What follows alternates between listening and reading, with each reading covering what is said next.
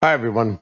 This is just a quick update to the previous video that I did where I discussed Kiwi Joe and remote viewing and how many coincidences there are between the viewings that various people had and the site that I ended up at with Sam Smith when we solved the poem.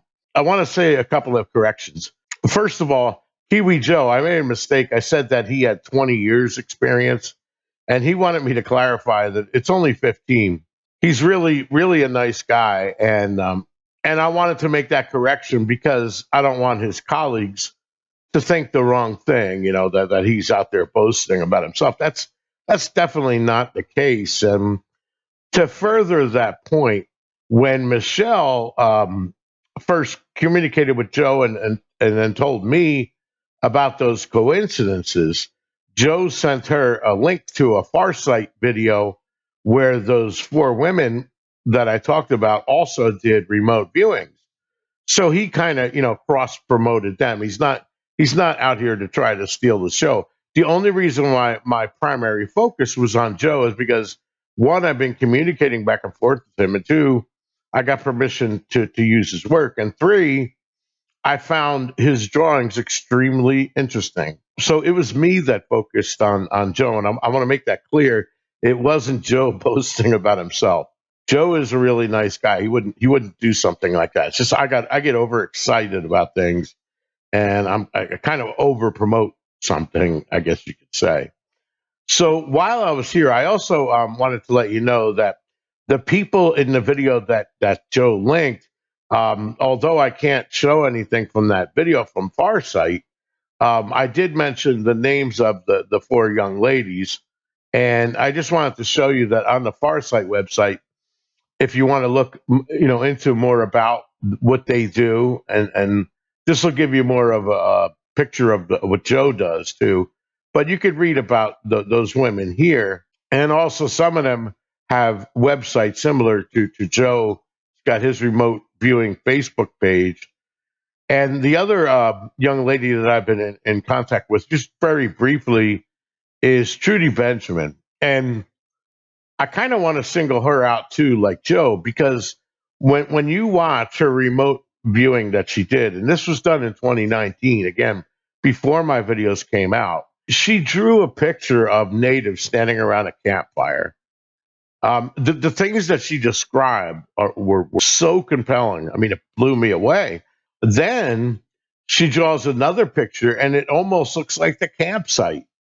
Now you got to remember that back in the ancient days, when the native Plains Indians would go up to the wheel for their ceremonies, because that's a very sacred place to them, they would stop along the way and they would have sweat lodges and other preparations that they would make, and they would harvest the sage and whatever herbs they need prior to going up. And they would do that in locations along that ancient trail, which of course is where Five Springs is.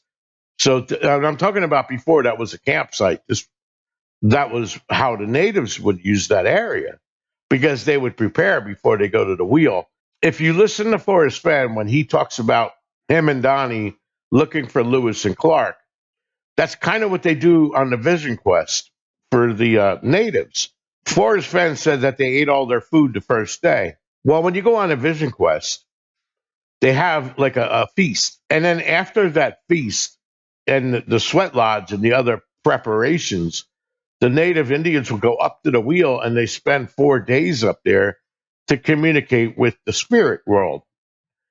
And then they go back after that and they visit with a medicine man who tells them what their visions meant. But while they're at the wheel, they can't eat or drink anything for 4 days. So Forrest Fenn was kind of describing going on a vision quest, in my opinion. I mean, it fits to a T. Now, since I made that video, I talked to Joe in a couple of emails, and I told Joe that there's a lot about that area that he doesn't necessarily understand because he's not from the United States. But that area at that wheel is extremely spiritual. You got to remember that that wheel is the United States version of Stonehenge. Okay, And some believe that it was old Aztec. It was built by the Paleo Indians that came and populated North America when they crossed over to Bering Strait. That was 12,000 years ago, right? So this thing goes way back. And their visions of that were that the center cairn is the doorway to the afterlife. And when spirits die, they go up Five Springs Creek and go on the wheel as in their spiritual form and down in. And what I pointed out to Joe, and also I'm pointing this out to Trudy because she's going to be watching these videos. There's a lot of spiritual influence there, and what I'm saying is that I believe your remote viewing, that amount of spiritual association with the area may have impacted some of your vision. I don't really know how to explain it, but I'm really serious about that. There's a lot that is a very sacred place to those people. It's very special. It's so special that they have other wheels around our country that point you to that location.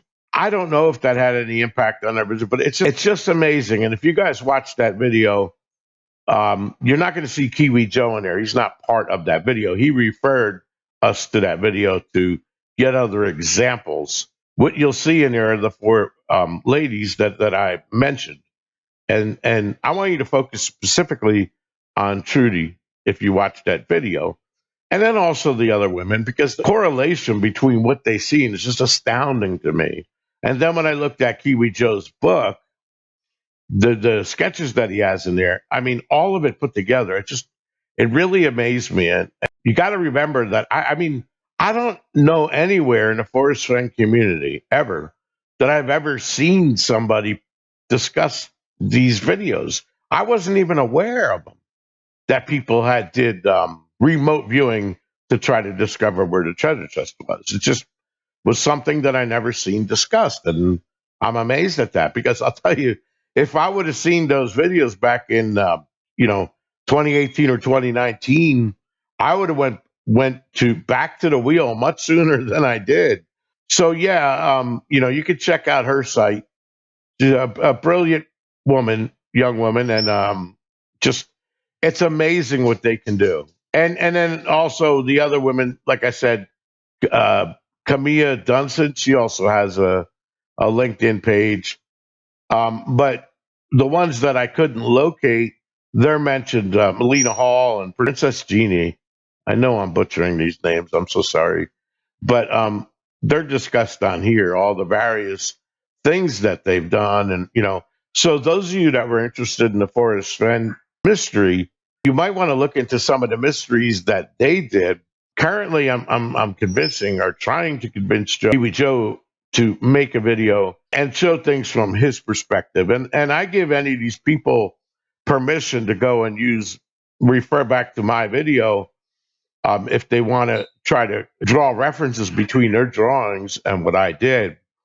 And you can certainly contact my friends Michelle and Justin and attempt to get the drone footage. I want to see it done from their perspective. So maybe, I don't know, maybe Trudy and Kiwi Joe can maybe do something together where they both review the drone footage and just discuss how that would correlate to their visions.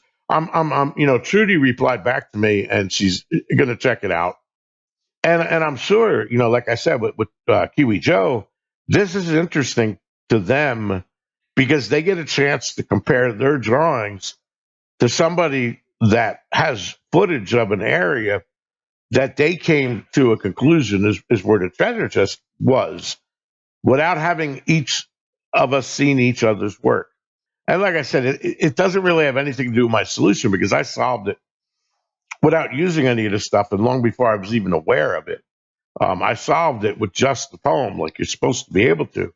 I didn't use any third party information. But now that I'm done and I reviewed this stuff and people are sending me emails and bringing it to my attention, I'm amazed at the correlations. And I believe that you would be too. And that's why I did the video. And one other minor correction is the DIA that I mentioned. That's actually a United States organization. It's not Australian. Those were the only two mistakes. But so, if Trudy wants to do a video or mention it, and she wants to look at the footage that I have on my channel, she's welcome to do that. I would give them permission to do it. And then she can go and refer back to her Farsight remote viewing and then see if there's any correlations to what she did and what I discovered. And like I said, the same thing with the other women, all four of them.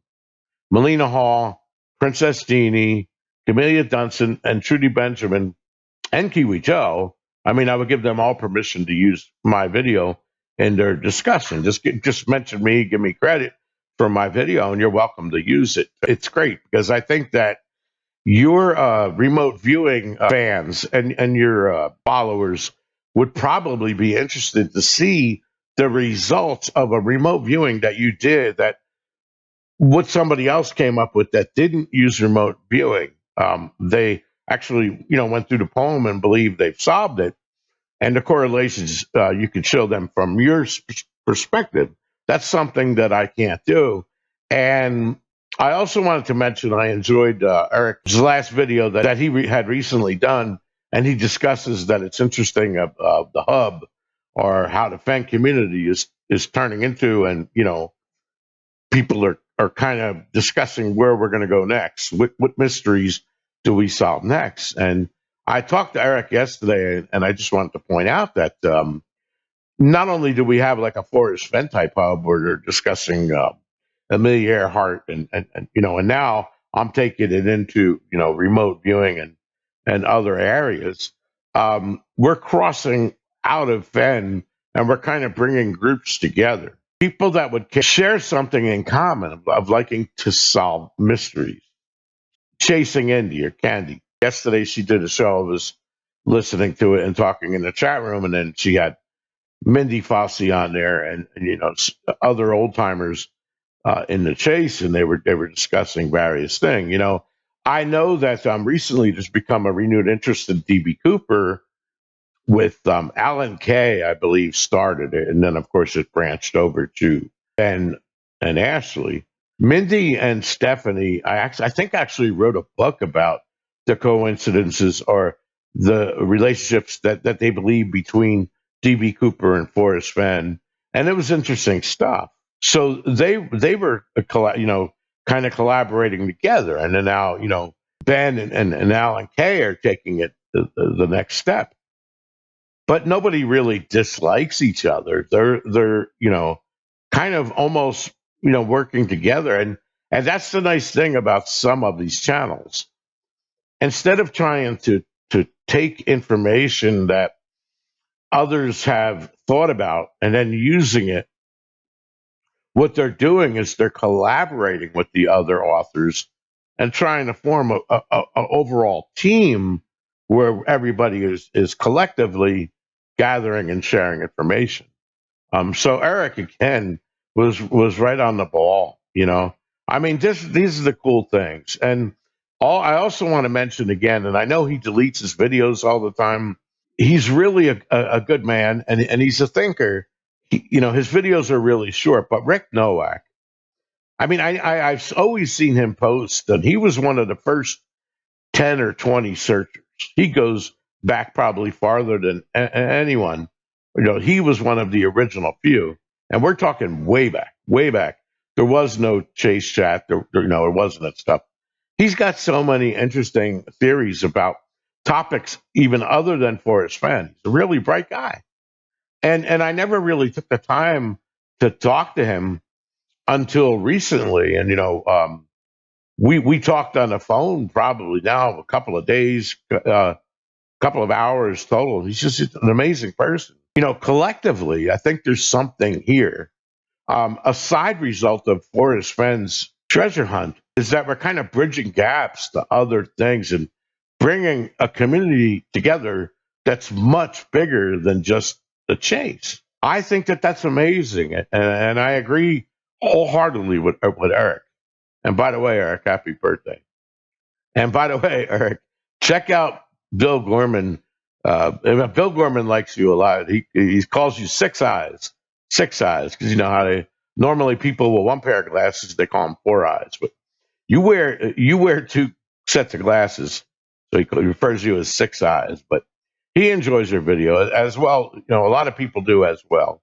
It's nice to see things that are done from a different perspective like that, where you don't necessarily focus on single solutions per se, although you did in some videos. For example, this 9 Mile Hole stuff, you did videos about that. And as far as I know, you were the one who posted the picture, and then I gave you the coordinates, which you already knew, but I just told you I know where that rock is. But you were the one that did that picture. You were the one that discussed the potential of the treasure chest being around there. Unfortunately, your ideas were taken by people that have more viewers than you, and that's a shame. I don't know why people just don't get together and share. Why would you be jealous of somebody else that has their own take on something? I really don't understand that. This isn't a competition anymore. The treasure chest is gone. Jack found it. The chase is over. There's no point in being secretive and doing things together. I think that the Forrest Fenn thing ended up turning out much bigger than he even anticipated. I just wanted to point these few things out. I don't want to get into a long video right now. I do have some more stuff in the works, so please click like, please subscribe, and peace.